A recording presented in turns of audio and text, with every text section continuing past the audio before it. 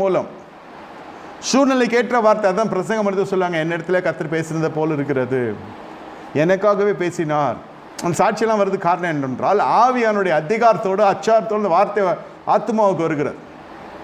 அதனால்தான் ஜனங்க வருகிறதும், ஜனங்க காத்திருந்து பார்த்து விட்டு போகிறதும், ஜெபிக்கிறதுக்கு வருகிறதும், தேவ செய்தியை கேட்கிறதும். இந்த தாகம் என்னவென்றால் வார்த்தை சந்திக்கப்பட்டிருக்கிறது.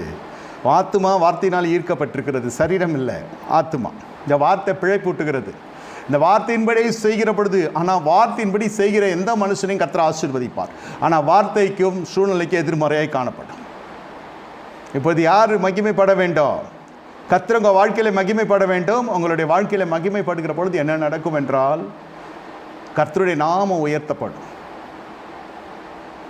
கர்த்தருடைய நாமம் உயர்த்தப்படும். அப்பொழுது என்ன நடக்கிறது என்று கேட்டால், உங்களுடைய விசுவாசம் உயர்த்தப்படும். வார்த்தையை படிக்கிற பொழுது தான் அந்த விசுவாசம் வரும்.